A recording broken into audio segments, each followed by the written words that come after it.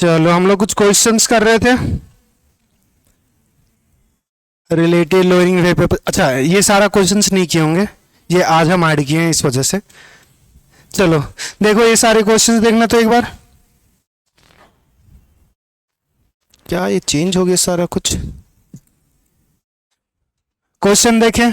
5 gram of non-volatile solute dissolved in 95 gram of water. The relative lowering in vapor pressure is found to be 0.02.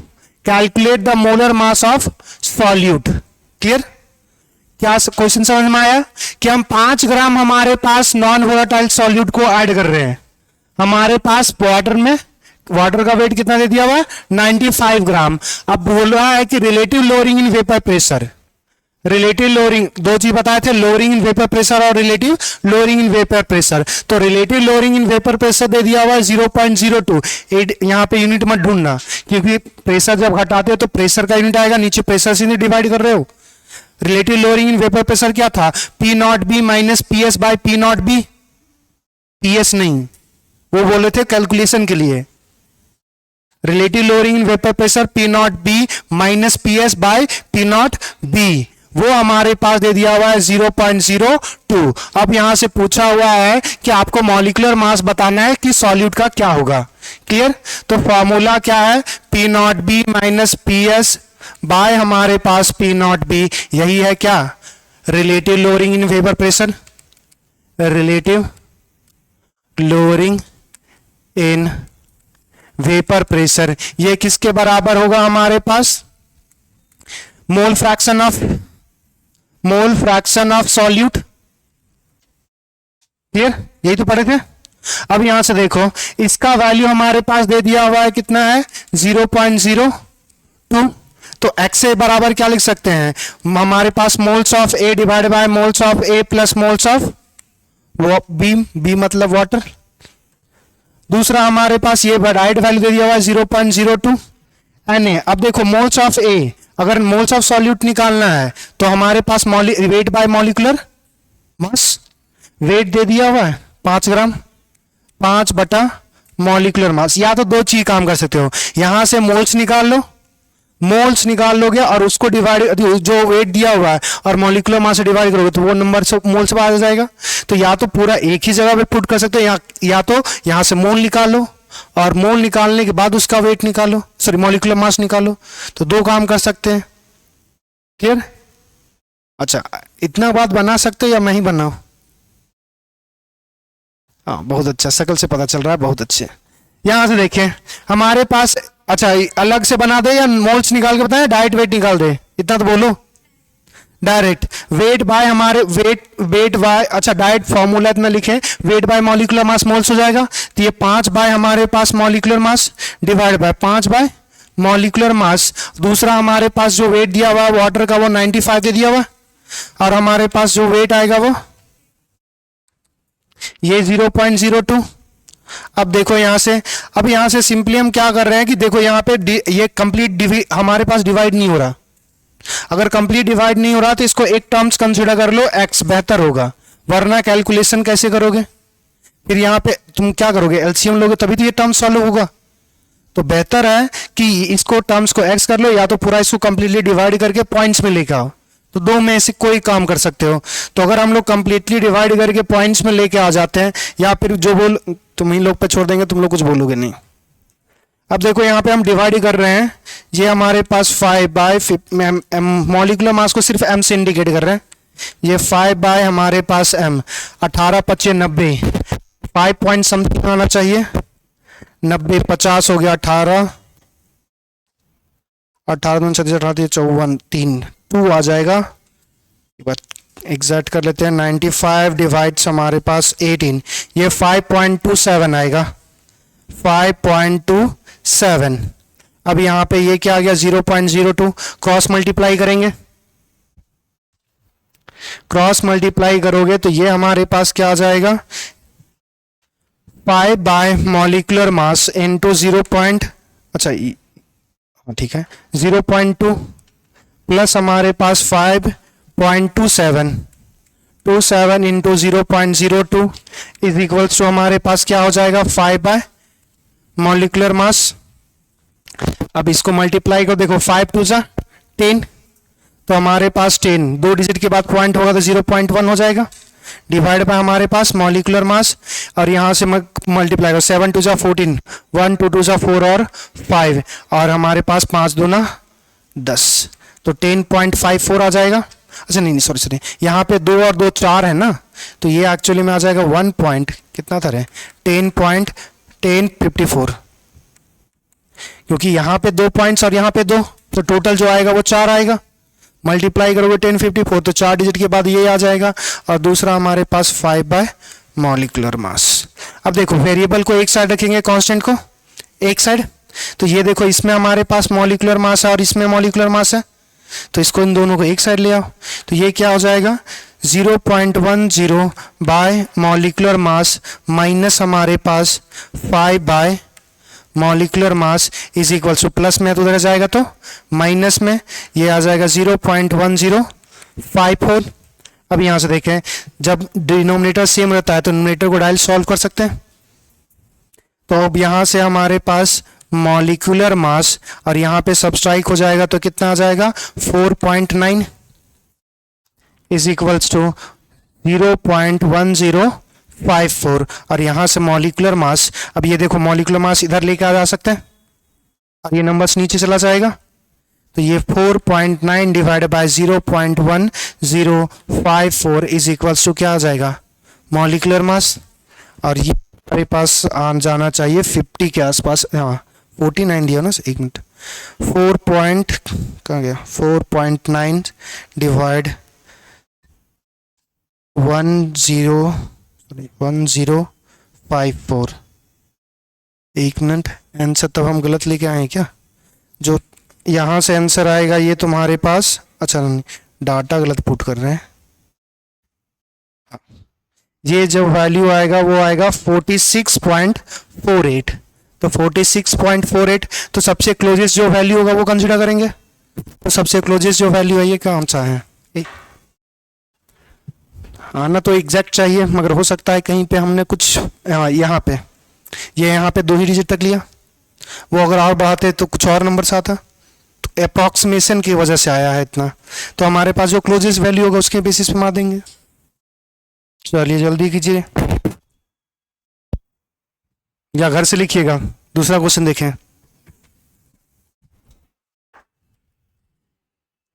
Next question देखिए, vapor pressure of pure water at 25 degree Celsius is 23.8 mmHg when 50 gram of urea is dissolved in 850 gram of water. What will the vapor pressure of solution? PS का value निकालना है।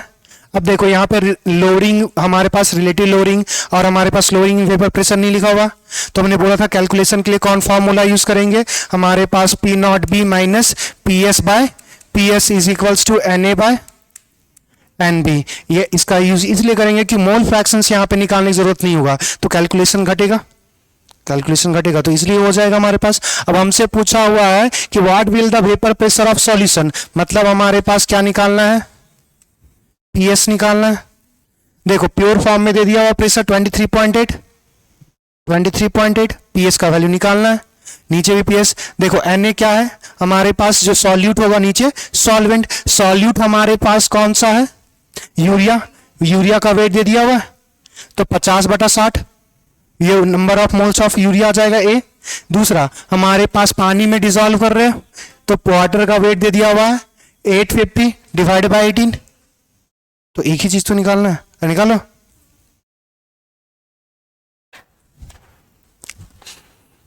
ये अभी यही बनाओ, कुछ तो करोगे, सब कुछ घर ही से करोगे तो फिर क्या करोगे।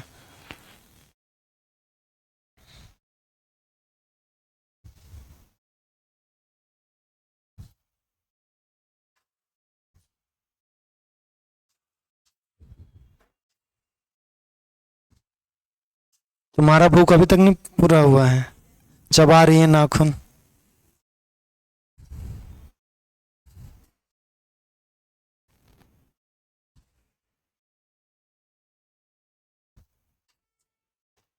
कोई तो डॉक्यूमेंट्री देख रहे थे, इसमें नाखून चबाने का भी कोई सिम्टम्स होता है, किसी चीज के कारण होता है, भूल गए।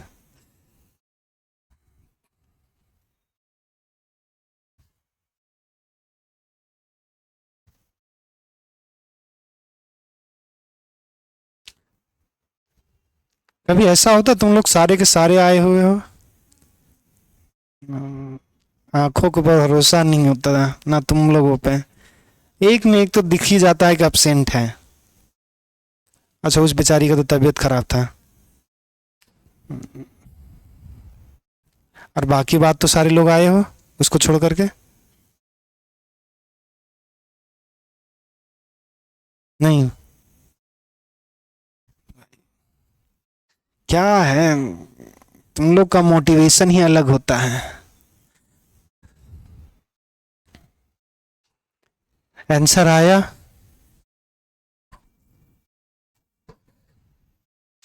अच्छा ये भी तैयार रहना कि जब तुम्हारे पास टेस्ट हो, ये यहाँ तो होता है रहता है, एक आपका टेस्ट होगा क्लास में ही जब ये चैप्टर खत्म हो जाएगा, क्लास टेस्ट। तो बी प्रिपेयर। और उसमें अगर आपने, मान के चलो, हम मान के का चलो 60% से अगर स्कोर अच्छा करोगे कुछ ना कुछ जरूर मिलेगा। अब ये नहीं कि 30% ले आए सबसे ज़्यादा वही था, वो सब कुछ नहीं है, कम से कम 60%।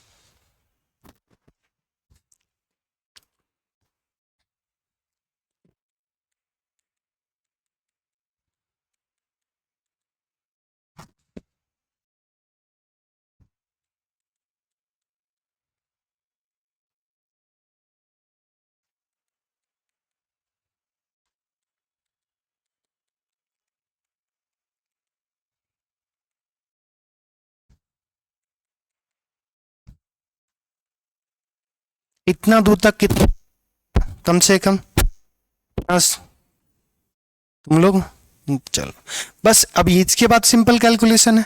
तुम्हारे पास अभी क्या है कि यहाँ पे नंबर्स कट नहीं रहे। जनरली तुम्हें ऐसा क्वेश्चन दिया जाएगा, तुम्हारे पास जो नंबर्स होंगे ना वो इजीली कट जाएंगे, तो अभी उतना दिमाग मत लगाना और फिर भी ट्राई करो कि कैलकुलेशन हो सके तो अपने से करना, कैलकुलेटर का यूज नहीं करना। तो प्रॉब्लम क्या आएगा ना, अभी तो आंसर आ जाएगा मगर ऐसे जब एग्जाम में बैठे हो तो वहां तो कैलकुलेटर रहेगा नहीं, तो वो एक दो बार से करना, तो खुद से ट्राई करो तो ज्यादा कॉन्फिडेंस देगा।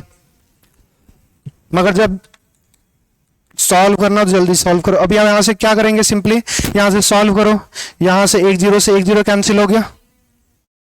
अब यहां से देखो 5 बन जा 5 बन जा हमारे पास 5, 3 आ जाएगा 5 हमारे पास कितना होगा 5 बन जा 5 3 5 7 35, ठीक है। और हमारे पास अच्छा एक ही जीरो कैंसिल होना है, अभी यहाँ पर एक जीरो बचे होगा और हमारे पास 6 3 का 18। अब इसको क्रॉस मल्टीप्लाई करोगे तो ये हमारे पास कितना आ गया 3 और नीचे 170, क्रॉस मल्टीप्लाई करो ये 23.8 इंटू हमारे पास क्या हो जाएगा 170 minus 170 PS is equals to 3 PS, यही होगा।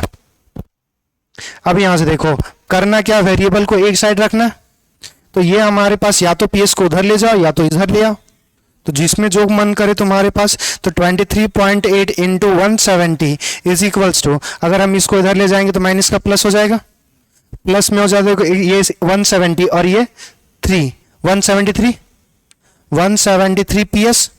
तो हम यहां से लिख सकते हैं कि PS बराबर जो होगा वो 23.8 इंटू 170 डिवाइड बाय हमारे पास 173।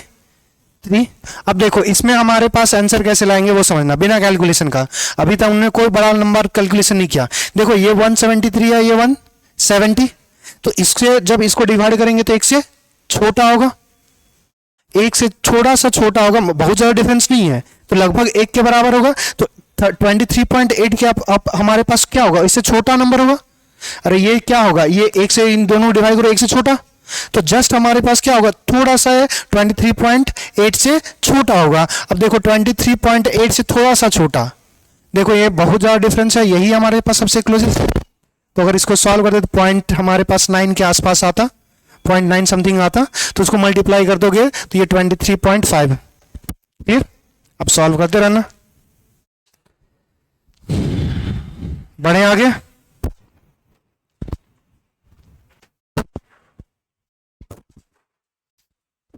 चलो देखो यहां से क्या दिया हुआ वो समझना। The mole of the solution of 1.25 gram of non electrolyte solution in 20 gram of water water lower the vapor pressure by 0.6 mmHg. Vapor pressure of pure water is 20 mmHg. Calculate the molar mass of solute. अरे इस second last molecular mass ही तो निकाला था, वही same काम करना है।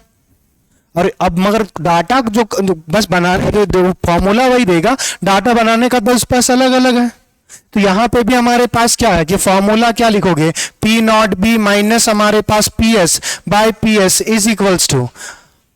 अच्छा यहां पे दूसरा देखना, एक हमारे पास प्रॉब्लम क्या है कि यहां पे दे दिया हुआ है लोअरिंग इन वेपर प्रेशर 0.6, उसके बाद हमारे पास प्रेशर ऑफ सॉल्यूशन नहीं दिया हुआ, ना प्रेशर ऑफ हमारे पास प्योर का दिया हुआ है। ये बात प्योर का दे दिया हुआ, सॉरी प्योर का दे दिया हुआ, वाटर का इतना दे दिया हुआ है। तो यहाँ पे PS पुट करके ये फॉर्मूला जो लिखते हो यहाँ पे Na बाय हमारे पास Nb, इस केस में मत पुट करना क्योंकि इस इक्वेशन में Nb हमारे पास वेरिएबल है और इसमें इसका वेट बाय मॉलिक्यूलर मास लिखोगे वो भी वेरिएबल है। और हम बता चुके हैं एक इक्वेशन में एक वेरिएबल होगा तब सॉल्व कर पाओगे, दो वेरिएबल है तो 2 इक्वेशन चाहिए, तो तुम्हारे पास तो 2 इक्वेशन है नहीं। तो दूसरा जो फॉर्मूला यूज करोगे वो ये P not minus PS by P not B is equals to Na by Na plus Nb। ये फॉर्मूला जो एक्से जो लिखते हो, एक्से को ही लिख सकते ना ऐसा, ये यूज करोगे। क्लियर। अब देखो यहां से दे दिया हुआ, इसका वैल्यू दिया हुआ lowering in vapour pressure, lowering the vapour pressure by 0.6। लिखवा चुके हैं जब फॉर्मूला लिखवाए थे। P naught B minus P S को बोलते हैं lowering in vapour pressure. P naught B minus P S by P not वो होगा रिलेटिव लोअरिंग। तो क्वेश्चंस में क्या दिया हुआ उसके बेसिस पे भी ध्यान देना। तो यहां पे हमारे पास ये दे दिया हुआ था कितना 0.6, हमारे पास प्योर का कितना दे दिया हुआ है 20। अब देखो यहां से ए का मोल्स बराबर क्या लिख सकते हैं weight of A by molecular mass. A का हमारे पास वेट दे दिया हुआ 1.25 मॉलिक्यूलर मास नहीं पता, डिवाइड बाय 1.25 बाय मॉलिक्यूलर मास। अच्छा उस समय ये हमने डाइट पुट करके बनाया था, अब डाइट ऐसा लिख लो Na बराबर Na प्लस Nb के जगह हमारे पास क्या दिया हुआ है वेट वाटर का कितना दिया हुआ था, वाटर का वेट दिया हुआ है हाँ 20 ग्राम, 20 बटा हमारे पास 18। अब देखो यहाँ पे ये अगर काटोगे तो ये कितना चला जाएगा 2 3 जा 6 और हमारे पास 2 10 जा 20। तो इसको डिवाइड करोगे तो ये कितना दे देगा हमारे पास 0.03। 10 से डिवाइड करोगे तो एक और पॉइंट पीछे चला जाएगा हमारे पास। और यहाँ पे क्या जाएगा Na बाय Na प्लस हमारे पास, अब इसको अगर डिवाइड करोगे 18 एकम 18 हमारे पास कितना बच जाएगा 2। तो फिर हमारे पास 20 आ जाएगा 18 एकम 18 फिर हमारे पास 2 तो 1.1 ही लिख सकते हैं। अब क्रॉस मल्टीप्लाई कर ले तो ये क्या आ जाएगा 0.03 Na प्लस ये हमारे पास क्या आ जाएगा 11 तिया 33 11 3 3 33। देखो यहाँ पे 2 डिजिट और यहाँ पे 3 डिजिट, तो यहाँ पे 1 2 3 डिजिट कर ले 0 लगाएंगे फिर पॉइंट देंगे। और अब हमारे पास दूसरा क्या हो जाएगा Na, फिर से वही काम वेरिएबल को एक साइड। तो यहाँ पे हमारे पास 0.033 इज इक्वल्स टू Na, ये हमारे पास उधर जाएगा तो माइनस में 0.03 Na। अब यहाँ से 0.033 इज इक्वल्स टू, अब देखो 10 में 3 गया तो हमारे पास 7 और हमारे पास 9 में हाँ तो 9 ही आ जाएगा तो 0.97 Na होगा। तो यहाँ से लिख सकते हैं Na बराबर हमारे पास क्या हो जाएगा 0.033 डिवाइड बाय 0.97। अब ये देखो ये क्या था नंबर ऑफ मोल्स ऑफ ए मतलब सॉल्यूट, इसको क्या लिख सकते हैं वेट। वेट इसका देखो तो 1.25 दिया हुआ है और डिवाइड बाय मॉलिक्यूलर मास वही तो निकालना था इज इक्वल टू 0.3 से अगर डिवाइड करेंगे अप्रॉक्स इसको 97 को 96 भी मान ले तो कोई फर्क नहीं पड़ेगा। तो अगर नहीं मगर 90 नहीं बाहर छोड़ दो यार, फालतू का दिमाग नहीं लगाना, एग्जैक्ट कर नहीं रहा है फिर फालतू का दिमाग लगा के क्या करोगे। 97 यहाँ से देखो मॉलिक्यूलर मास को अगर ले रखेंगे इधर ले जाएंगे तो बाकी नंबर क्या हो जाएगा 1.25 इंटू 0.97 डिवाइड बाय 0.033 क्लियर। अब देखो यहाँ पे हमारे पास 2 और 2 4 हमारे पास है 4 डिजिट के बाद पॉइंट आएगा और ये नीचे कितने हैं 3, तो यहाँ पे एक 0 एक्स्ट्रा बच जाएगा। या तो फिर सॉल्व कर लो डाइट पुट करके, यहाँ पे ऐसा भी लिख सकते हैं 125 97 और 3 3 0। अब इसको सॉल्व करना आएगा वो हमारे पास मॉलिक्यूलर मास आ जाएगा 125 into 97 divides 330 36.74 आएगा आंसर।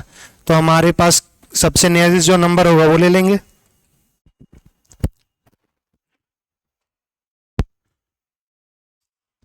तो हमारे पास करेक्ट जो आंसर है वो ऑप्शन डी। क्लियर। अरे सेम ही काम करे ये कहां शुरू से बताएं। हमारे पास क्या दिया हुआ है लोअरिंग इन वेपर प्रेशर कितना है 0.6। तो ये जो टर्म्स है यही तो हमारे पास लोअरिंग इन वेपर प्रेशर है, तो उसके लिए जगह 0.6 लिखे। हमारे पास देखो प्योर वाटर का जो वेपर प्रेशर दे दिया हुआ वो कितना दिया हुआ 20 हमने पुट कर दिया। ये पी नॉट बी क्या था प्योर का ही तो था। दूसरा मोल्स ऑफ ए नहीं, हमारे पास नहीं पता, मोल्स ऑफ बी भी नहीं हमारे पास, ए प्लस ये हमारे पास जो आएगा मोल्स ऑफ बी, बी क्या था, सॉल्वेंट है, सॉल्वेंट वाटर का हमारे पास कितना ले रहे हो, 20 ग्राम ले रहे हो, तो 20/18, क्लियर। अब यहां से हमारे पास सिंपली यहां से डिवाइड किए, 2 3 जा 6, 2 10 जा, तो अगर 0.3 को 10 से डिवाइड करोगे तो 0.03 आएगा, एक डिजिट हमारे पास और पीछे चला जाएगा। दूसरा यहां पे इसको डिवाइड करोगे तो ये 1.1 आ जाएगा, 1.1111 जितना दूर तक ले जाओ तो अप्रॉक्स 1.1 लिख सकते हैं। अब हमारे पास क्या है, सिंपली क्रॉस मल्टीप्लाई किया हमने, यहाँ पे सिंपली क्रॉस मल्टीप्लाई किए करोगे तो 0.3 को Na से मल्टीप्लाई करोगे तो 0.3 Na, फिर हमारे पास 0.3 को 1.1 से मल्टीप्लाई करोगे तो 11 3 जा 33, यहाँ पे 0.1 और यहाँ पे एक डिजिट के बाद पॉइंट है, यहाँ पे 2, तो 3 डिजिट के बाद आएगा, 1 2 3 0 दे दिए और पॉइंट दे दिए। और दूसरा इधर तो कुछ नहीं है, मतलब हमारे पास 1 है, 1 इंटू Na। अब हमारे पास Na, अब हमने क्या किया है, Na का एक नंबर यहाँ पे है, एक टर्म्स यहाँ पे है, दोनों को एक साइड कर दिया, इसको इधर ले जाओगे तो पॉजिटिव का क्या हो जाएगा, नेगेटिव, सब्सट्रैक्ट करोगे ये नंबर आएगा, ये तो एज इट इज रहेगा। तो अब यहां से Na बराबर जो आएगा वो Na, ये Na इधर रखोगे 97 डिवीजन में जाएगा, वही लिखे हैं। अब Na क्या था, वो सॉल्यूट था, सॉल्यूट कितना मिक्स करे थे 1.25, तो नंबर ऑफ मोल्स बराबर लिख सकते हो ना, गिवन वेट बाय मॉलिक्यूलर मास, तो वेट दे दिया था 1.25, मॉलिक्यूलर मास वही तो निकालना था सॉल्यूट का, तो मॉलिक्यूलर मास। अब इसको फिर से यहां से हमने क्या किया, क्रॉस मल्टीप्लाई किया, तो मॉलिक्यूलर मास इधर ले आए तो 0.3 नीचे आ जाएगा, 0.03, और ये हमारे पास 0.97 ऊपर चला जाएगा। अब यहां पे हमारे पास दो डिजिट, अब इसको अगर मान के चलो कि इधर हमारे पास जो मल्टीप्लाई करें वो 40, ये 10,000 से हमने मल्टीप्लाई किया, नीचे भी हमने 10,000 से मल्टीप्लाई किया, तो कोई फर्क, सेम नंबर से मल्टीप्लाई सेम नंबर से डिवाइड। तो यहाँ पे 4 जीरो था, तो 4 जीरो से मल्टीप्लाई करेंगे तो नंबर किसी के पास भी जीरो नहीं, डेसिमल नहीं होगा, तो 125 इंटू 97। मगर जब यहाँ पे 4 जीरोस करोगे तो ये 4 जीरो पीछे जाएगा ना, तो एक नंबर 2 3 कुछ नहीं है तो इसके बाद जीरो देंगे, तो वही हमारे पास 330 आ गया। बाकी बात सॉल्व किए तो ये 36.9, क्लियर, बढ़े आगे। चलो एलिवेशन इन बॉइलिंग पॉइंट आ गया। अब हम लोग देखिए एलिवेशन इन बॉइलिंग पॉइंट,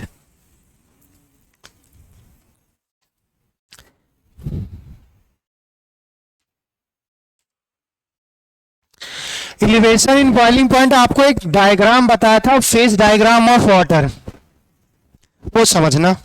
हमने क्या अभी तक समझ लिया कि जितना ज्यादा हम सॉल्यूट का अमाउंट डालेंगे उतना ज्यादा वेपर प्रेशर क्या होगा,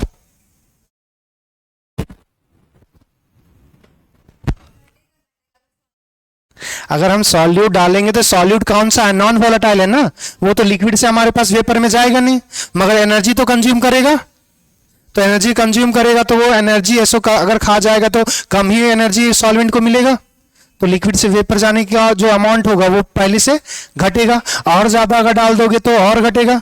जैसे अगर मान के चलो कि घर में पैसा आ रहा है और तुम लोग घर में हो, जितने भाई बहन हो, तुम लोग क्या हो, वो लायबिलिटी हो, कि सिर्फ खा रहे हो, कोई आउटपुट नहीं मिल रहा है, तो वो बचत करके कुछ किया जा सकता था ना, तो जितना ज्यादा तुम लोग रहोगे उतना ज्यादा कंज्यूम करोगे, बात समझ में आया। अब ये बाद में तुम्हें देना है नहीं देना है पेरेंट्स को, वो तुम्हारे हाथों में। अब यहां से समझना, तो जितना ज्यादा हमें पता चला कि जितना ज्यादा हमारे पास अमाउंट होगा सॉल्यूट का उतना ज्यादा वेपर प्रेशर क्या होगा, कम होगा। अब यहां से देखना, अगर इस चीज को समझ पाओगे तो बहुत अच्छा है, अगर ना समझ पाओगे तब भी हम समझाएंगे, बिना समझाए छोड़ेंगे नहीं। देखना यहां से, ये एक फेज डायग्राम है, एक फेज डायग्राम है वाटर का, ये पहले भी बनाए थे, ये फेज डायग्राम होता है वाटर का, और ये हमारे पास अलग अलग रीजन में ये बताता है, इस एक्सिस पे क्या होता है हमारे पास प्रेशर, और इस एक्सिस पे जो होगा वो हमारे पास टेम्परेचर होगा। अब यहां से समझना कि हमारे पास क्या है कि इस रीजन में जो होता है वो हमारे पास होगा सॉलिड, कि अगर इधर जो हमारे पास अगर मान के चलो यहां पे कोई प्रेशर होगा, यहां पे कोई टेम्परेचर होगा, तो अगर इस पॉइंट पे अगर जो टेम्परेचर और प्रेशर होगा तो उसके लिए क्या होगा, सॉलिड में एग्जिस्ट करेगा। तो सॉलिड में जो आप बात करते हो कि 0 डिग्री सेल्सियस पे हमारे पास लिक्विड फ्रीज हो जाएगा, तो 0 से अगर माइनस कर देंगे तो वो लिक्विड हमारे पास क्या होगा, सॉलिड में मिलेगा। तो 1 एटीएम पे बात करते हो कि 1 एटीएम पे अगर हमारे पास 0 से अगर हम माइनस में चले जाते हैं टेम्परेचर, तो हमारे पास सिर्फ क्या होगा, आइस में मिलेगा। तो वाटर का ये फेज डायग्राम है, तो इसमें जो पॉइंट होगा वो टेम्परेचर नेगेटिव में होगा। या फिर हम बात कर सकते हैं कि ऐसा प्रेशर और ऐसा टेम्परेचर होगा जिसमें वो सॉलिड में एग्जिस्ट करेगा, और यहां पे हमारे पास क्या होता है, गैस, और यहां पे जो होगा वो हमारे पास लिक्विड फेज होगा। अब यहां पे जो आप बात करते हो किसी भी टेम्परेचर 1 एटीएम पे, तो अगर हम इसको 1 एटीएम पे कंसीडर करें, ये अगर पॉइंट्स हमने 1 एटीएम पे कंसीडर किया, तो 1 एटीएम पे कंसीडर करेंगे तो ये जो हमारे पास लाइन होगा, तो ये जो टेम्परेचर आएगा, जो सॉलिड और लिक्विड में कौन से टेम्परेचर पे, अगर ये हम बात कर रहे हैं, ये हमारे पास 1 एटीएम प्रेशर है, तो ये हमारे पास सॉलिड से लिक्विड किस टेम्परेचर में चेंज होगा, 1 डिग्री। सॉलिड से लिक्विड 100 डिग्री सेल्सियस में चेंज होता है। अरे बर्फ से पानी कब बनता है, अगर 0 डिग्री सेल्सियस अगर कैल्विन में लिखोगे तो ये 273.15 कैल्विन एग्जैक्ट होता है। मगर 273 लिखोगे तब भी कोई तुम्हारे लिए इतना बड़ा पाप नहीं है। अच्छा भाई, हाँ। और दूसरा जो आप बात करते हो, अगर यही 1 एटीएम पे बात करते हो, तो सॉलिड से जो लिक्विड जो चेंज होता है वो हमारे पास क्या होता है, 100 डिग्री सेल्सियस, मतलब 373.15 केल्विन। 373 लिखोगे तब भी चलेगा। तो ये एक कंडीशन है। अगर हमारे पास 1 एटीएम से ये प्रेशर क्या कर रहे हो, ज्यादा कर दोगे, तो अगर ज्यादा कर दोगे तो सेम टेम्परेचर पे क्या होगा, लिक्विड मिलेगा। बात समझ में आया। और यही चीज पढ़ाई है आपने केमिकल इक्विलिब्रियम में, एक लास्ट में छोटा सा पॉइंट पढ़ा था, फिजिकल इक्विलिब्रियम। याद है कुछ, या गंगा में बह गया है कुछ सुने हो कभी कभी फिजिकल इक्विलिब्रियम? फिजिकल इक्विलिब्रियम में अगर हमारे पास प्रेशर बढ़ाएंगे तो हमारे पास, जैसे अगर हमारे पास सॉलिड और लिक्विड है, हमारे पास सॉलिड और लिक्विड है, ऐसा सॉलिड ले रहे हैं जिसका डेंसिटी हमारे पास, डेंसिटी ऑफ सॉलिड जो ज्यादा होगा डेंसिटी ऑफ लिक्विड के कंपेयर में। जैसे किसी जनरली अगर किसी चीज को अगर हमारे पास जब हमारे सॉलिड में चेंज करते हैं तो वो कम एरिया में आएगा या कम वॉल्यूम होगा, तो अगर क्लोज आएगा तो मास बाय वॉल्यूम क्या हो रहा है, घटा। 1 kg जब कोई भी लिक्विड लोगे उसको सॉलिडिफाई करो तो क्लोज आएगा तो कम वॉल्यूम में हो गया, तो डेंसिटी हमारे पास सॉलिड की ज्यादा as compare to density of liquid में। तो उस केस में अगर हम बात करेंगे कि अगर हम प्रेशर बढ़ाएंगे तो कौन से सपोर्ट करेगा, जैसे ये इक्विलिब्रियम है, किसी टेम्परेचर प्रेशर पे एक इक्विलिब्रियम पे है, मतलब दोनों एग्जिस्ट करेगा, सॉलिड भी करेगा और लिक्विड भी एग्जिस्ट करेगा। अब यहां पे आपको ये बताना है कि इस इक्विलिब्रियम पे अगर हम प्रेशर अगर हम इंक्रीज करेंगे तो क्या एग्जिस्ट करेगा, सॉलिड या लिक्विड? एक ही एग्जिस्ट करेगा। अब ये इक्विलिब्रियम नहीं हो गया, ये इक्विलिब्रियम नहीं है, ये हमारे क्या एग्जिस्ट करेगा, सॉलिड। यहां पे क्या फेनोमेना लगता है कि जब हमारे पास फिजिकल इक्विलिब्रियम है, क्योंकि सॉलिड से लिक्विड कोई केमिकल चेंज नहीं है, एक फिजिकल चेंज है। गाल से हाथ हटाओ बालक, वरना हमारा हाथ आएगा और बहुत अच्छा लगेगा उस केस में। सॉलिड और लिक्विड में हमारे पास क्या है, एक फिजिकल इक्विलिब्रियम है। अगर ये फिजिकल इक्विलिब्रियम है तो इसमें जो आप ली-चार्टल प्रिंसिपल लगाते थे यहां पे नहीं लगेगा। यहां पे क्या होगा कि जब ज्यादा प्रेशर एक्सर्ट करोगे तो जिसकी डेंसिटी ज्यादा होगी उसको सपोर्ट करेगा। तो यहां पे डेंसिटी किसकी ज्यादा है, सॉलिड। अगर लिक्विड की डेंसिटी ज्यादा होती तो लिक्विड में एग्जिस्ट करता। अब दूसरा समझना कि अगर हमारे पास वाटर है सॉलिड और हमारे पास वाटर है लिक्विड, हमारे पास ये इक्विलिब्रियम हमारे पास इक्विलिब्रियम में है। इक्विलिब्रियम में कब होगा, 0 डिग्री सेल्सियस और 1 एटीएम पे। 0 डिग्री सेल्सियस 1 एटीएम पे लिक्विड को अगर लाओगे तो सॉलिड में चेंज होना शुरू कर देगा, सॉलिड को लाओगे तो लिक्विड में चेंज होना चाहिए, मतलब इक्विलिब्रियम में है। अब हमने क्या किया कि प्रेशर जब रख रहे हैं वो हम ले रहे हैं 2 एटीएम और जो टेम्परेचर है वो हमारे पास 0 डिग्री सेल्सियस है। तो इस केस में क्या एग्जिस्ट करेगा, इस केस में तो इक्विलिब्रियम था, इस केस में क्या एग्जिस्ट करेगा, सॉलिड एग्जिस्ट करेगा। क्योंकि आपको पता है कि हमारे पास सॉलिड की डेंसिटी ज्यादा होती है एज कंपेयर टू लिक्विड। पानी के केस में आप तो देखते हो कि जैसे हम आइस को डालेंगे पानी में, आइस को डालेंगे पानी के ऊपर तो आइस तो डूब जाएगा। डूबता है? डूबता है कि नहीं डूबता है? हाँ जाहिलो, इतना दिन जिंदगी भर से देखे हो, बर्फ तैरता है। पानी के केस में उल्टा होता है कि पानी के केस में जो डेंसिटी होता है, डेंसिटी होता है हमारे पास सॉलिड के केस में, वाटर के केस में हमारे पास जो डेंसिटी ऑफ सॉलिड या डेंसिटी ऑफ आइस बोलेंगे, ये हमारे पास इससे ज्यादा होता है डेंसिटी ऑफ लिक्विड। तो यहां पे जब प्रेशर बढ़ाओगे तो हमारे पास लिक्विड एग्जिस्ट करेगा कि लिक्विड की डेंसिटी ज्यादा होती है, इसीलिए जब आइस डालते हो तो पानी के ऊपर फ्लोट करेगा। तो अब यहां देखना, जब प्रेशर जब बढ़ाओगे 1 atm से 2 atm, तो अगर हमने मान के चले कि अगर ये 1 atm से हम 2 atm करेंगे तो यही टेम्परेचर पे देखो क्या एग्जिस्ट करेगा, सिर्फ लिक्विड एग्जिस्ट करेगा। क्या ये बात समझ में आया? अरे हाँ या ना? तो फेज डायग्राम भी दो तरीके का होता है, एक जो ये लाइन जो देखोगे तो ये नेगेटिव स्लोप है, घट रहा है, और एक होगा कि यहां से लाइन आएगा, ये लाइन ऐसे क्रिएट होगा। तो हमें जो पढ़ना है वो सिर्फ पानी का पढ़ना है। तो पानी का जो फेज डायग्राम होगा वो हमारे पास कुछ ऐसा होगा। चलो अब वापस आते हैं यहां पे, समझना ये चीज समझ में आ गया। फिजिकल इक्विलिब्रिया वाला अब याद रहेगा कि अगर फिजिकल इक्विलिब्रिया है तो जिसकी डेंसिटी ज्यादा होगी प्रेशर बढ़ाने पर वो सपोर्ट करेगा, क्लियर। और प्रेशर घटाओगे जिसकी डेंसिटी कम होगी वो हमारे पास उसको फेवर करेगा। अब यहां पे बात समझना कि हमारे पास क्या हो रहा था कि जब हमारे पास सॉल्यूशन बना रहे थे तो वेपर प्रेशर क्या हो रहा था? जब सॉल्यूशन बना रहे थे वेपर प्रेशर बढ़ रहा था या घट रहा था? नॉन वोलेटाइल के केस में घट रहा था। अगर हमारे पास प्रेशर घटेगा तो हमारे पास क्या होगा वो समझना कि प्रेशर घटेगा तो, अच्छा यहां से प्रेशर घटता तो बॉइलिंग पॉइंट,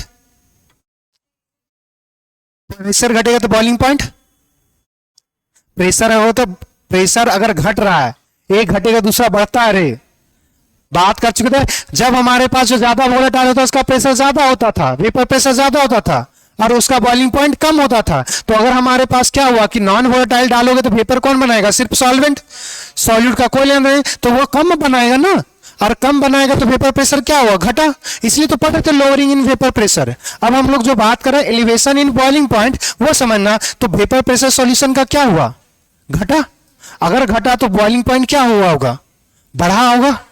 यही चीज तो है एलिवेशन इन बॉइलिंग पॉइंट, कि अगर हम नॉन इलेक्ट्रोलाइट सॉल्यूशन को डालेंगे तो उसका वेपर प्रेशर क्या होगा? घटेगा। अगर वेपर प्रेशर घटेगा तो बॉइलिंग पॉइंट क्या होगा? बढ़ेगा। तो यही चीज कहते हैं एलिवेशन इन बॉइलिंग पॉइंट। अब देखो जितना ज्यादा हम डालेंगे, जितना ज्यादा नॉन वोलेटाइल सॉल्यूट डालेंगे उतना कम हमारे पास वेपर क्रिएट होगा। जितना ज्यादा भाई बहन होगे उतना बाप माँ के लिए लायबिलिटी क्रिएट करोगे। दिल पे लग रहा है क्या? नहीं लग रहा तो लगो, तभी तो कुछ करोगे। बुरा लगा अच्छा करेंगे। पहले से दूसरा कहा ना सुना, भैंस के आगे बीन बजाना, तो पहले बजा चुका है कोई, पहले भी कोई फर्क नहीं पड़ा, हम भी बोल रहे तो कोई फर्क नहीं पड़ेगा। कुछ चीजें बुरा लगना चाहिए, कुछ चीजें अच्छी लगनी चाहिए। अगर नीरस हो जाओगे तो फिर बाबा बनवारा घूमते रहो। अभी क्या बात कर रहे थे? एलिवेशन। तो हमारे पास जितना ज्यादा हमारे पास सॉल्यूट डालेंगे, जितना ज्यादा सॉल्यूट डालेंगे उतना हमारे पास कम वेपर क्रिएट होगा। और ये क्या, अगर ये अमाउंट ऑफ सॉल्यूट पे डिपेंड कर गया, अगर अमाउंट ऑफ सॉल्यूट पे डिपेंड कर गया तो यही तो कॉलिगेटिव प्रॉपर्टी है। बस उसको टर्म में देख रहे हैं बॉइलिंग पॉइंट पे। तो जितना ज्यादा सॉल्यूट डालेंगे उतना कम वेपर प्रेस होगा, उतना हमारे पास बॉइलिंग पॉइंट बढ़ेगा। तो जितना ज्यादा हम ऐड करेंगे उतना ज्यादा बॉइलिंग पॉइंट होगा। अब यहां चीज समझना कि जब अंडे को बॉइल, वेजिटेरियन कितना, चलो अब फिर भी समझना, इतना तो अंडा से तो घिनना नहीं होगी, खाते नहीं हो, मगर कॉन्सेप्ट तो समझ सकते हो। अंडा जब बॉईल करते हैं तो कभी कभी ना उसमें नमक डाल देते हैं। नमक क्या है कि नमक हमारे पास क्या होता है कि नमक से कोई स्वाद नहीं आता, वो अंदर थोड़ी चला जाएगा। अब समझना है नमक से होता क्या है। नमक हमारे पास क्या है कि नॉन वोलेटाइल है। नमक का थोड़ी भेप अगर रख दोगे, नमक थोड़ी भेप सॉरी से भेपर बनाएगा, नहीं बनाएगा ना, तो वो नॉन वोलेटाइल हो गया। तो नॉन वोलेटाइल को जब पानी में डाल रहे हो तो उसका वेपर प्रेशर क्या होगा? घटेगा। तो पानी का बॉइलिंग पॉइंट क्या होगा? अगर पानी का बॉइलिंग पॉइंट जो 100 था अगर 110 हो जाएगा तो खाना और जल्दी नहीं बनेगा। तो अंडा जो बॉईल होगा वो हाई टेम्परेचर पे अगर बॉईल हो रहा है तो जल्दी होगा। ये छोटा सा कॉन्सेप्ट है। क्या बात समझ में आया? तो नमक स्वाद अनुसार नहीं डाला जाता, वो नमक बॉइलिंग पॉइंट बढ़ाने के लिए यूज किया जाता है ताकि हमारे पास अंडा जल्दी बॉईल कर जाए। क्या बात समझ में आया? अब ये बात अगर ये इस लाइन पे अब हम समझेंगे वो समझना। ये जो हमारे पास क्या हो रहा है कि अगर ये प्रेशर है, ये प्रेशर है, तो जब सॉल्यूट डालेंगे तो हमारे पास प्रेशर क्या होगा? घटेगा। तो ये जो लाइंस है ये लाइन शिफ्ट कर जाती है, ये लाइन शिफ्ट कर जाएंगी ऐसे। अब तुम देखो कितने लोगों के पास मॉड्यूल है, मॉड्यूल निकालना और इसमें एक पॉइंट होगा एलिवेशन इन बॉइलिंग पॉइंट, और वहां पे सिर्फ इतना ही छोटा सा डायग्राम बनाया हुआ है, दो तुम्हें पैरेलल लाइंस दिखेंगी।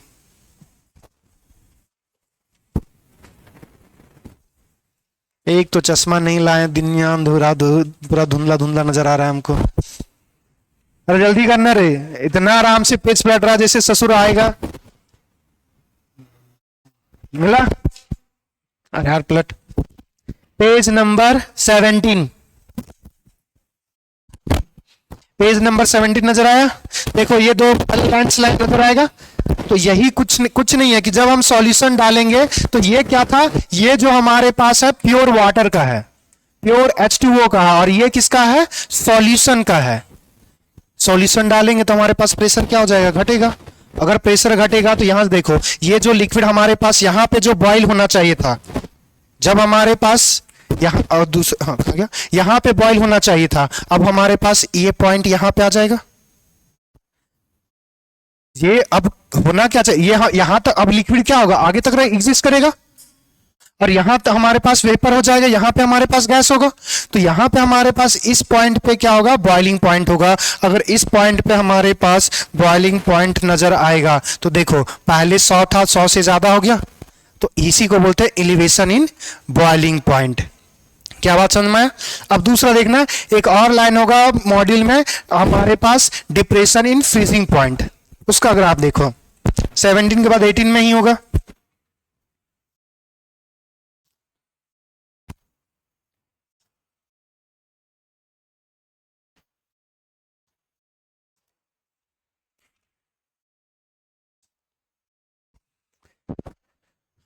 अब यहां से समझना, इसमें भी थोड़ा सा अगर हमारे पास बेहतर लाइंस अगर ड्रॉ कर दे, ठीक है कोई बात नहीं।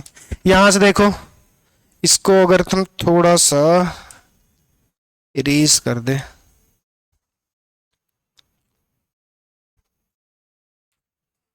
दूसरा लाइन जो होगा वो हमारे पास देखो, अगर हमारे पास इस पॉइंट पे अगर ये थोड़ा सा और कर्व हम अगर ड्रॉ करते हैं तो इस पॉइंट पे जो हमारे पास फ्रीज कर रहा था, तो ये इस पॉइंट पे अगर हम कंसिडर कर रहे हैं या इस पॉइंट पे, तो इसमें फिर भी वेपर प्रेशर फिर घटेगा, फिर घटेगा, तो ये और पीछे आएगा। एक्चुअली में वो ग्राफ थोड़ा सा बेटर हो, वो ग्राफ से बेहतर है कि इस लाइन को हम शिफ्ट कर दे यहाँ पे, ये जो लाइन्स होगा ये यहाँ पे शिफ्ट हो जाएगा, ये यहाँ पे कट करेगा और ये ऐसे आ जाएगा। अब देखना ये लाइन, ये ग्राफ दिखाना चाहिए, वहां पे ग्राफ दूसरा दिखा हुआ है, दूसरे बुक में देखोगे ये नाइल नजर आएगा। अब यहाँ से समझना कि ये हमारे पास पहले भी ये प्योर फॉर्म में था, ये प्योर फॉर्म में था, तो इस पॉइंट पे हमारे पास क्या हो रहा था? फ्रीज हो रहा था, यहाँ पे सॉलिड से लिक्विड में चेंज हो रहा था।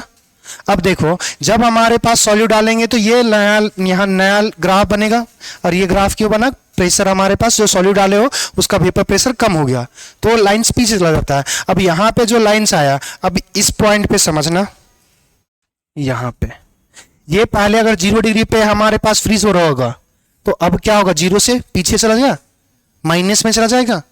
अब दूसरा, अब यहाँ पे एग्जाम्पल सुने होंगे कि जो आइसक्रीम जो सेलर होता है, अब तो अब इलेक्ट्रिकल उसका कार्ट है, मगर पहले क्या होता था कि इलेक्ट्रिकल नहीं होता, अभी भी बहुत होता है इलेक्ट्रिकल नहीं होता। तो जब पानी को जमाता है तो इसमें सुने होंगे नमक डाल देता है, नमक डाल दिया तो वेपर प्रेशर क्या हो गया? कम हो गया। तो वेपर प्रेशर कम हो गया तो ये पीछे आ जाएगा। अब वेपर प्रेशर कम हो जाएगा तो फ्रीजिंग पॉइंट उसका क्या हो जाता है? कम हो जाता है। तो फ्रीजिंग पॉइंट पहले 0 डिग्री सेल्सियस था, अब क्या हो गया? माइनस में चला गया। तो अगर अब माइनस में हो गया तो यहां पे हमारे पास अब फ्रीज करेगा कुछ माइनस में। अब समझना कि अगर हमारे पास बाहर का टेम्परेचर 30 डिग्री सेल्सियस है, अगर 0 पे है, तो 0 से अगर 0 से वो हम जल्दी ही चेंज कर पाएंगे, मगर जब हमारे पास वो टेम्परेचर -3 है, जैसे अगर कोई फ्लोर पे है, उस कोई भी बिल्डिंग पे है और मान के चलो एक हमारे पास 4th फ्लोर पे है और एक 3rd फ्लोर पे है, और दोनों को हमको लेके जाना है 6th फ्लोर पे। एक हमारे पास 4th फ्लोर पे और एक दूसरा 6th फ्लोर पे लेके जाना है, 4 और 3rd पे है, तो 4th वाला जल्दी चला जाएगा और 3rd वाला टाइम लगेगा। सेम चीज, तो जब हमारे पास जो फ्रीज हुआ है आइस, वो अगर हमारे पास बिलो अगर 100 डिग्री से अगर जितना कम टेम्परेचर होगा माइनस में होगा, उसको माइनस से ऊपर जाने में और ज्यादा एनर्जी लिखवा लेगा या ज्यादा ड्यूरेशन लगेगा, ज्यादा टाइम लगेगा। मगर जो 0 पर होगा वो जल्दी मेल डाउन करेगा। तो इसीलिए जो आइसक्रीम कार्ट में जो सेल करने आता है, तो वो जो बर्फ बनाता है उसमें नमक डाल देता है ताकि टेम्परेचर नीचे हो, तो उसको मेल्ट करने में टाइम लगे, तो लंबे देर तक उसका आइस बना रहेगा या ठंडा रहेगा बिना इलेक्ट्रिसिटी का। दूसरा आपने सुना होगा कि जब आप गए थी सर्दियों में कि जहां पे स्नोफॉल होता है वहां पे सड़कों पे नमक छिटका जाता है, नमक फैलाया जाता है। नमक क्यों फैलाया जाएगा? नमक क्या करेगा, जैसे डालेंगे तो उसका फ्रीजिंग पॉइंट क्या कर देगा, कम कर देगा। तो अगर मान के चलो कि वो हमारे पास तो वहां पे टेम्परेचर है 30 मतलब -3 डिग्री, तो हम इतना नमक डाल देंगे कि फ्रीजिंग पॉइंट क्या हो जाए और घट जाए, तो जो सड़क पे हमारे पास आइस बना होगा वो मेल डाउन कर जाएगा, क्योंकि उस टेम्परेचर पे क्या करना चाहेगा वो लिक्विड, जैसे नमक डालेंगे वो लिक्विड होना चाहेगा, तो सड़क से क्या हुआ, आइस निकल गया, मेल्ट डाउन हो गया, तो सड़क आ गया, और सड़क आ गया ग्रिपिंग अच्छे से आदमी जा सकता है। मगर आइस होगा तो आइस पे वो गाड़ी स्किड करेगी, एक्सीडेंट हो सकता है। बात समझ में आया? और एक लास्ट है ऑस्मोटिक प्रेशर, जब उसको पढ़ेंगे तो उसमें ये दूसरा कॉन्सेप्ट, वहां पे भी वेपर प्रेशर लगेगा मगर ये दोनों रिलेटेड था, एलिवेशन इन बॉइलिंग पॉइंट और डिप्रेशन इन फ्रीजिंग पॉइंट। तो जब हम सॉल्यूट को ऐड करेंगे तो बॉइलिंग पॉइंट बढ़ेगा, मगर हम सॉल्यूट को ऐड करेंगे तो हमारे पास फ्रीजिंग पॉइंट घटेगा। तो बॉइलिंग पॉइंट बढ़ता है तो इस वजह से हम लोग बोलते हैं एलिवेशन इन बॉइलिंग पॉइंट, और फ्रीजिंग पॉइंट घटता है तो इसको बोलते हैं डिप्रेशन इन फ्रीजिंग पॉइंट। क्या बात समझ में आया? दोनों टर्मिनोलॉजी भी समझ में आ गया? चलिए बहुत अच्छे। अब यहां से सीधा सिंपली तुम्हारे केस में सीधा सिंपली क्या करना है, हमारे पास डिप्रेशन इन फ्रीजिंग पॉइंट जो होता है वो डायरेक्टली प्रोपोर्शनल टू, या चेंज इन फ्रीजिंग पॉइंट होगा वो directly proportional to amount of solute पे डिपेंड करेगा। और अमाउंट को कैसे दिखाएंगे? कंसंट्रेशन टर्म्स में। अरे अमाउंट को किसी में दिखाएंगे यार, कंसंट्रेशन टर्म्स में दिखाएंगे। यहां पे जो कंसंट्रेशन टर्म्स यूज करेंगे वो मोलारिटी यूज करेंगे, सॉरी मोलालिटी यूज करेंगे। एक तो दूसरा और भी तरीका है कि चेंज इन प्रेशर जो होगा वो मोल फ्रैक्शंस के हमारे पास डिपेंड करेगा, उससे कर सकते हैं, मगर तुम्हारे पास उतना जरूरत नहीं है। यहां से सीधा समझना है कि elevation in boiling point, elevation in boiling point is directly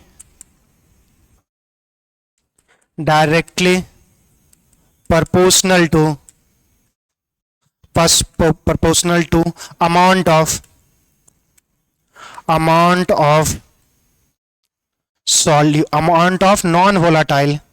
non-volatile solute। और एलिवेशन इन बॉइलिंग पॉइंट क्यों हुआ? क्योंकि हमारे पास वेपर प्रेशर क्या हुआ? घटा। अगर वेपर प्रेशर घटेगा तो बॉइलिंग पॉइंट बढ़ेगा। तो वो भी लाइन एक छोटा सा लिख ही देते हैं। Since vapour pressure of solution get reduce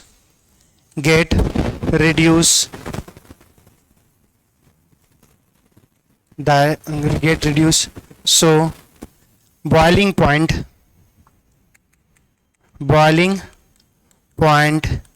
get increase। तो ये बात समझ में आया कि बॉइलिंग पॉइंट क्यों इंक्रीज हुआ? क्योंकि वेपर प्रेशर घट गया, तो अगर घट गया तो उसको एटमॉस्फेरिक प्रेशर के बराबर करने के लिए और टेम्परेचर देना पड़ेगा। अगर और टेम्परेचर देना पड़ेगा तो बॉइलिंग पॉइंट क्या हो गया? टेम्परेचर बढ़ा रहे तो बढ़ गया। तो एलिवेशन इन बॉइलिंग पॉइंट। और ये किस पे डिपेंड करेगा? जितना पॉइंट हमारे पास सॉलिड को डालेंगे, और सॉलिड पे अगर डाल रहे हैं तो वही हो गया हमारे पास क्या? Colligative property. ऐसी प्रॉपर्टी जो अमाउंट ऑफ सॉलिड पे डिपेंड करे, वही तो कॉलिगेटिव प्रॉपर्टी है। अब दूसरा, यहां से ऐसा भी डायरेक्ट ये लिख सकते हैं कि चेंज इन, इसको कलर चेंज कर देते हैं, change in boiling point is directly proportional to molality of solution. जितना ज्यादा मोलालिटी होगा तो मोलालिटी क्या होता है, number of mole of solute dissolve in 1 kg of solvent. तो जितना ज्यादा मोलालिटी उतना ज्यादा मोलालिटी भी तो कंसंट्रेशन ही बता रहा, तो जितना ज्यादा कंसंट्रेशन उतना ज्यादा सॉल्यूट. तो मोलालिटी जितना ज्यादा उतना ज्यादा हमारे पास change in boiling point. Change in boiling point को लिखेंगे डेल्टा टीबी. जैसे अब ये देखो डेल्टा टीबी हमेशा क्या होगा, positive. Final minus initial, final minus initial करोगे या ये सीधा सिंपली चेंज की बात करते हैं, मोड ले लेते हैं जनरली, मगर जनरली चेंज की बात करते हैं. फाइनल माइनस इनिशियल, फाइनल जो सॉल्यूशन बना उसका बॉइलिंग पॉइंट ज्यादा और पहले जो था उसका कम, तो हमेशा पॉजिटिव होगा. अगर नेगेटिव भी जो डिफरेंशियल फ्रीजिंग पॉइंट पड़ेंगे वहां नेगेटिव, मगर वहां पे मोड यूज कर लेते हैं. तो अगर मोड यूज करते हैं तो कोई भी नेगेटिव टर्म हो या पॉजिटिव हो हमेशा क्या देगा, पॉजिटिव. तो डेल्टा टीबी ये डायरेक्टली प्रोपोर्शनल टू क्या हो जाएगा, मोलालिटी. प्रोपोर्शनैलिटी साइन हटाते हैं तो क्या होगा, एक कांस्टेंट इंट्रोड्यूस होगा हमारे पास. Delta TB is equals to, इसको बोलेंगे केबी इंटू एम, और इसको केबी को बोलते हैं हमारे पास मोलर एलिवेशन कांस्टेंट.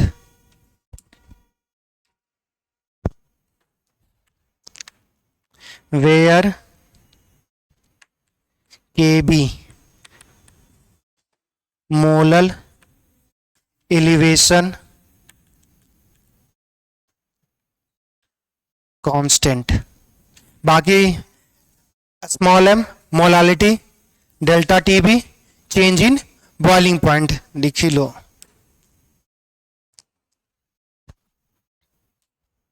हमारे पास delta TB change in boiling point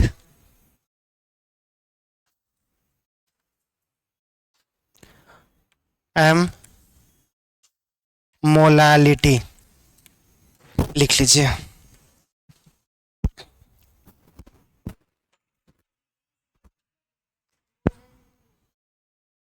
molar elevation constant,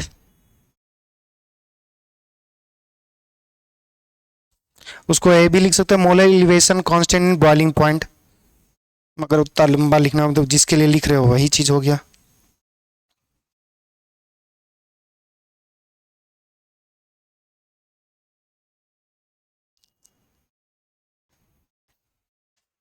एक और नाम आ जाएगा, इसको भी लिख लो, कैसी क्वेश्चंस में देखने को मिल जाए. हमारे पास इबुलियन इबुलोस्कोपिक कांस्टेंट, बहुत कम यूज होगा मगर फिर भी लिख लो.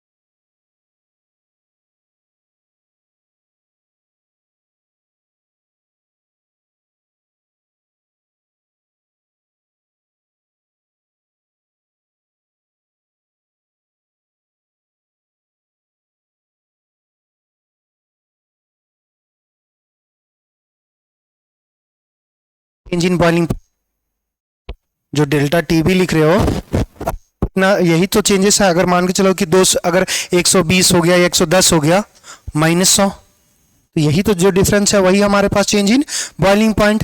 अगर यहाँ पे ये लिखना चाहोगे तो ये कितना हो जाएगा हमारे पास, delta T of F change in point. कुछ टेम्परेचर प्रेशर तो लिखा ही हुआ। अच्छा, एक और चीज कि जो हमारे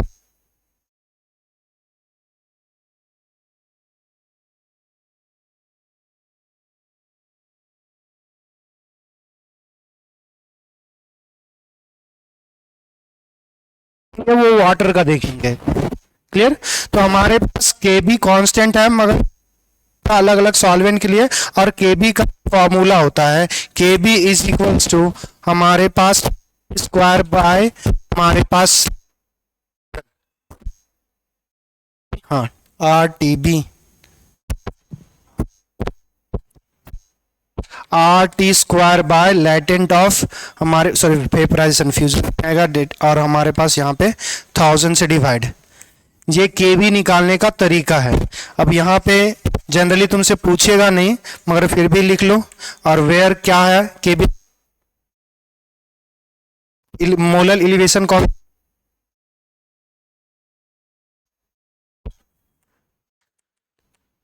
यूनिवर्सल गैस कांस्टेंट। अच्छा, टी यहां पे लिख देते हैं। ये हमारे पास टीबी जो होगा वो बॉइलिंग पॉइंट होता है, बॉइलिंग पॉइंट। जो बॉइलिंग पॉइंट होगा वो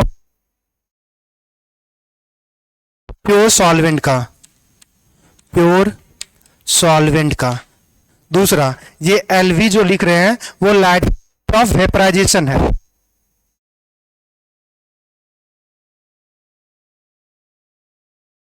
प्रॉब्लम क्या है कि लेटेंट ऑफ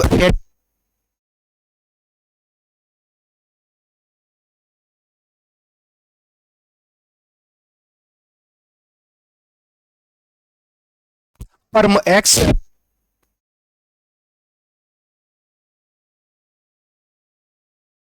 पर ग्राम में यहाँ पुट करते हैं। तो ये याद रखना, लाइट ये क्या है, एलवी हमारे पास latent heat sun,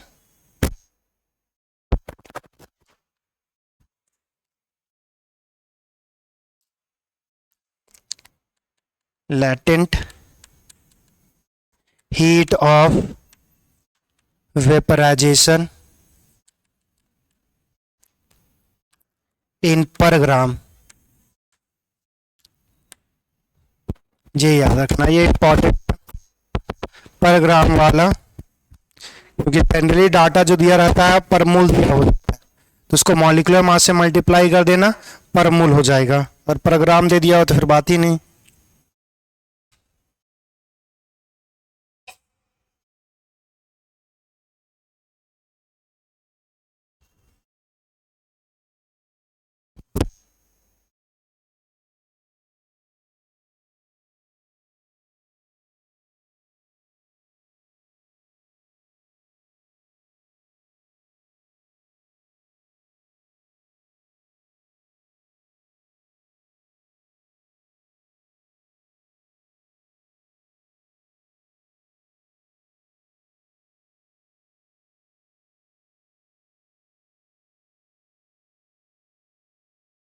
pressure in, अच्छा अगर स्लाइड पे डिपेंड करेगा ना, इसी तरह सेम ही होता है। बस हमारे पास जब डिप्रेशन इन फ्रीजिंग पॉइंट बात करेंगे ये सारी बातें सेम होंगी। जहां पे बॉइलिंग पॉइंट फ्रीजिंग पॉइंट हो जाएगा, जहां पे डेल्टा टी बी होगा वहां पे डेल्टा टी एफ लिखेंगे, चेंज इन फ्रीजिंग पॉइंट, और वो भी मोलारिटी पे डिपेंड करता है। K B is equal to molar elevation constant. इन लोग लिख ही रहा है। ये हमारे पास इबुलोस्कोपिक कांस्टेंट, और जो हमारे पास फ्रीजिंग में होता है उसको बोलते हैं क्रायोस्कोपिक कांस्टेंट, और दूसरा बोल सकते हैं molar depression constant, freezing point वाला। चलो जल्दी करो।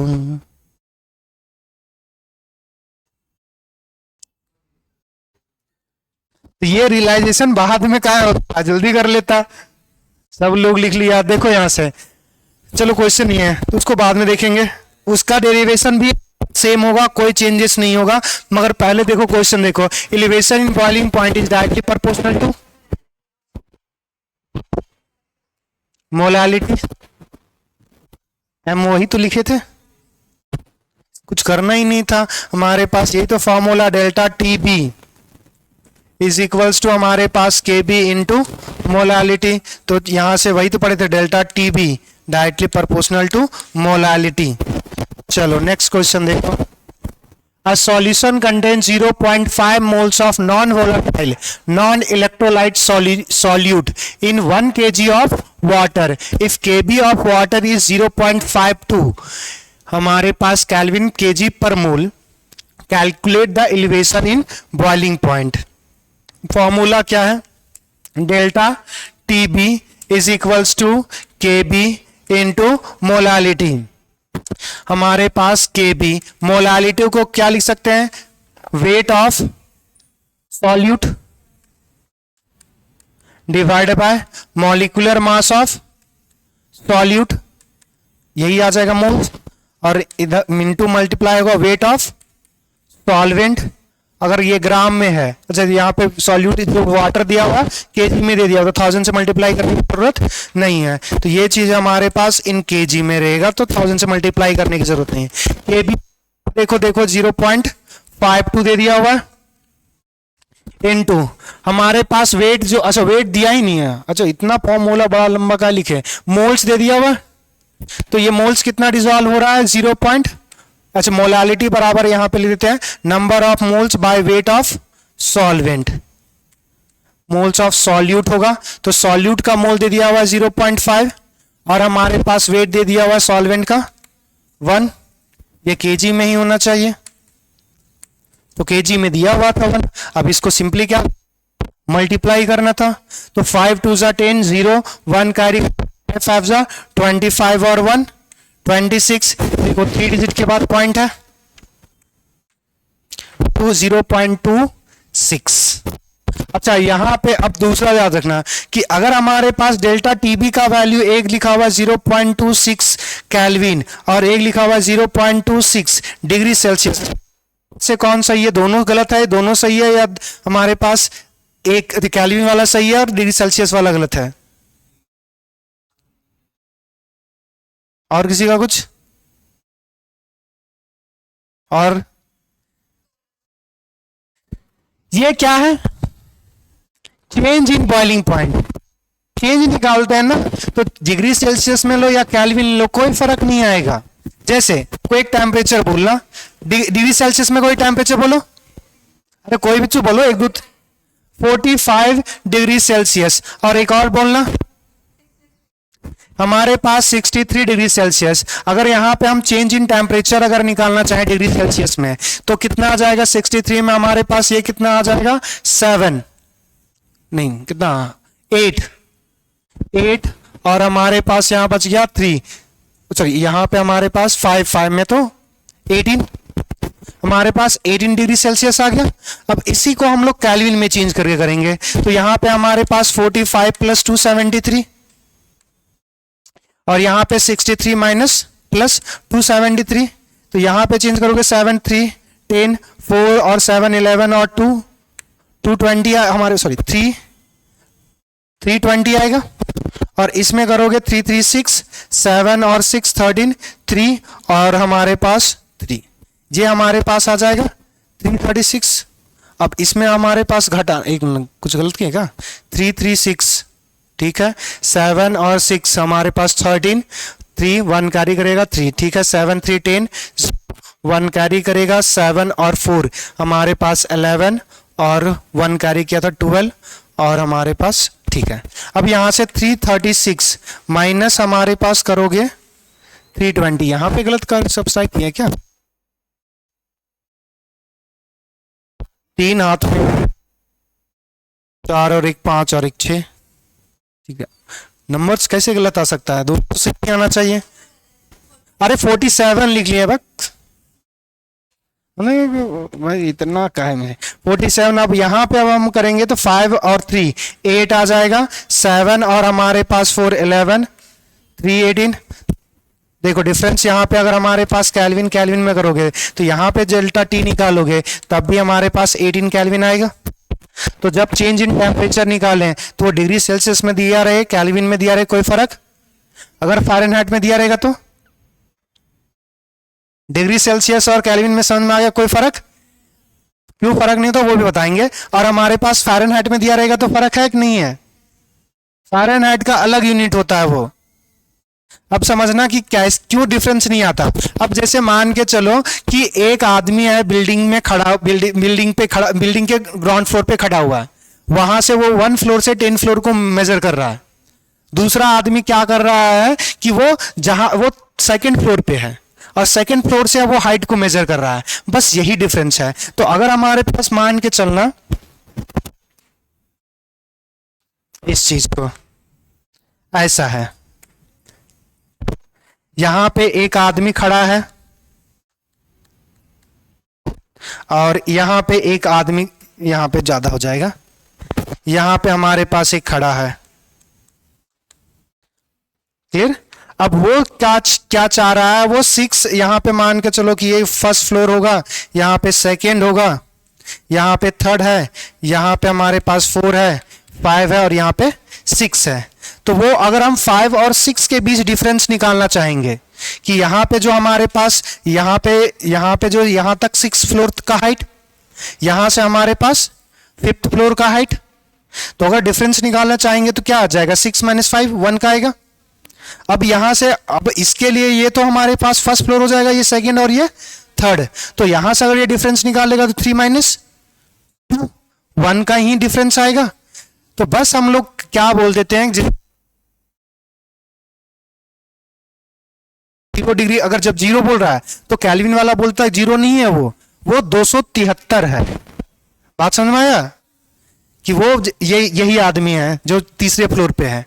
डिग्री सेल्सियस वाला वो बोल देता है कि यहां पे मेरे लिए ग्राउंड फ्लोर है, मगर केल्विन वाला बोलता है कि यहां वाला नहीं है, ये तो हमारे पास 273 के बराबर है। हम ये उसके बाद नीचे से वो स्टार्ट कर देता है। और जो हम अब यहां से दूसरा एक टर्म सुनना, दूसरा बोलते हैं एब्सोल्यूट टेम्परेचर। एब्सोल्यूट टेम्परेचर क्या होगा कि ये जो हाइट मेजर कर रहा है वो एब्सोल्यूट होगा। ये यहां से 5th फ्लोर का हाइट, 6th फ्लोर का हाइट और 5th फ्लोर का जो हाइट मेजर कर रहा है वो ग्लॉन्ट से कर रहा है, तो इसको बोलेंगे एब्सोल्यूट।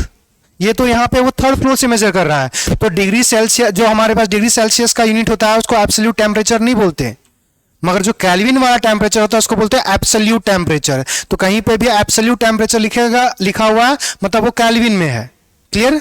और जब टेम्परेचर में चेंज निकालेंगे तो केल्विन और हमारे पास डिग्री सेल्सियस में सेम ही आएगा, क्लियर। तो अगर चेंज इन बॉइलिंग पॉइंट हमारे पास केल्विन में लिखा हुआ है या डिग्री सेल्सियस में लिखा हुआ है, वो दोनों करेक्ट होगा, क्लियर। इतनी बात है। नेक्स्ट क्वेश्चन पे आप आए, बनाइए। ये बनाओगे जितना जल्दी उतना जल्दी छुट्टे। बाकी बात जो क्वेश्चन है इसमें ट्राई करना, अगली क्लास में हम लोग करेंगे। फिलहाल अभी ये लास्ट क्वेश्चन है। देखो boiling point of pure water is 373 kelvin. What will be the boiling point of the solution containing 0.2 moles of urea, 500 gram of water. ठीक है, बॉइलिंग पॉइंट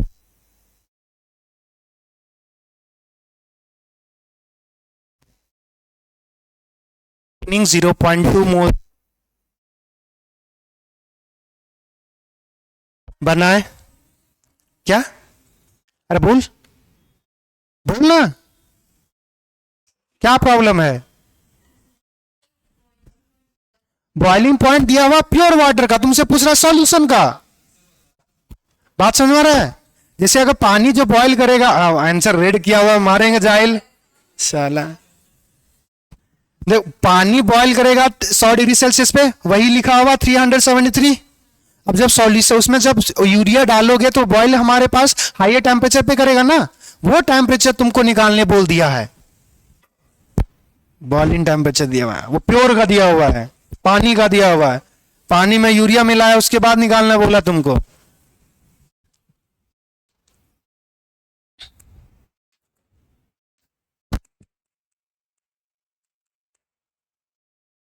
यही है। Change in boiling point. अब यहां से देखो Kb का वैल्यू दे दिया हुआ हमारे पास कितना है 0.52। हमारे पास मोलारिटी को क्या लिखेंगे, number of moles dissolve in number of mole of solute dissolve in 1 kg of solvent. तो यहाँ पे क्या आ जाएगा, वेट ऑफ हमारे पास सॉल्वेंट। अगर ये ग्राम में दिया हुआ है तो ऊपर 1000 से मल्टीप्लाई होगा। ऐसा बोल रहा है जैसे बना बैठ गया है। Yes sir. Number of mole देखो यूरिया का कितना दिया हुआ है 0.2। वाटर का वेट देखना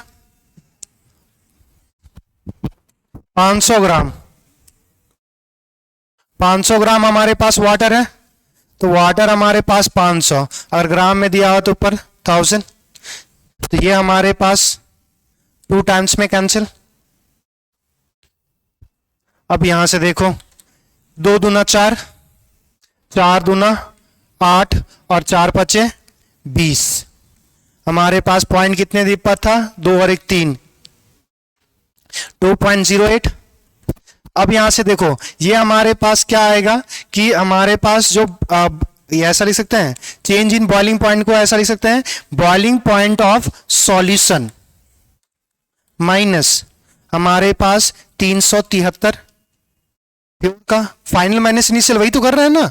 तो यहां से हमारे पास जो बॉइलिंग पॉइंट जो सॉल्यूशन का आएगा वो हमारे पास क्या आएगा 273 है में, ये हमारे पास क्या हो जाएगा, माइनस से उधर जाएगा तो प्लस में 2.03 प्लस 373। ये करोगे तो कितना हो जाएगा हमारे पास 73 2 75 375.03। आंसर तो अलग आ रहा है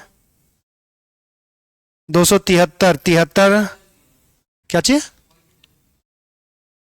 छोड़ो जो भी है। हमारे पास यहाँ पे कितना आएगा एक बार फिर चेक कर लेते हैं, 2 दूना 4, 4 दूना 8 और 4 पचे 20। ठीक है, 1 2 और 3 डिजिट के बाद, अच्छा 3 डिजिट के बाद ना, तो फिर तो हमारे पास अलग आ जाएगा। हाँ ये सॉरी हम ही लोग करें 3 डिजिट के बाद पॉइंट आएगा ना, यहाँ 2 और 3, तो ये 208 था तो ये 0.208 आएगा ना, हम ही लोग कर रहे हैं गलत।